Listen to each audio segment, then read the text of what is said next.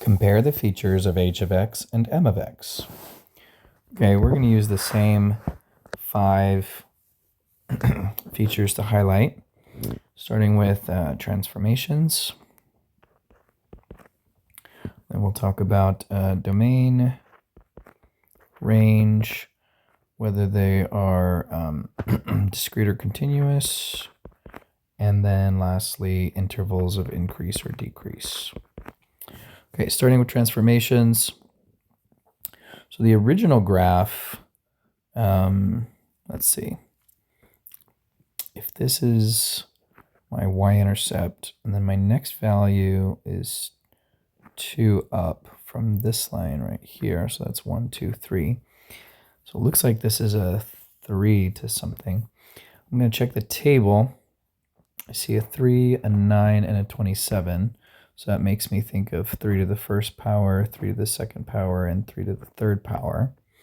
These ones are adding 1, but this one looks like it's been subtracted 2. I'm going to graph these to verify. I'm going to try 3 to the x power, and I'm going to subtract 2. And it does look like I get this graph right here at 0, -1. And then I have another point right here at 1, 1. Right there. 1, 1. And then I'm going to graph 3x plus 1, 3 to the x plus 1. And that does look like it gets me the graph that has 0, 2 as its y-intercept. And then there's also a point up here at 1, 4. Yep. Okay, so starting with transformations, it looks like h of x has been translated down to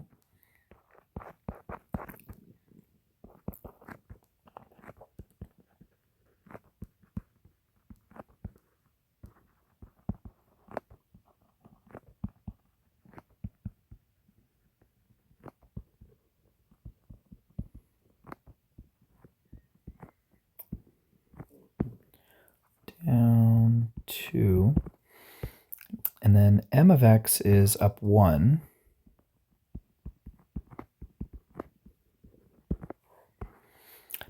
Domain for both of these is going to be all real numbers, so it's basically from negative infinity to positive infinity. I can do better than that. I guess that's good. Range. So range for h of x is going to be all y values greater than -2. So for h of x, it's going to be anything from -2 up to positive infinity. For m of x, let's see, for m of x, that's the one. It's going to be anything above 1. And that's going to go up to positive infinity. Discrete or continuous, both of these functions are continuous.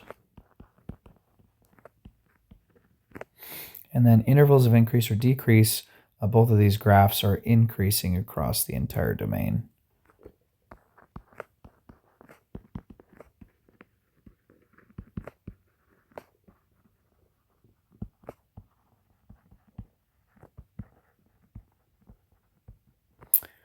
Okay.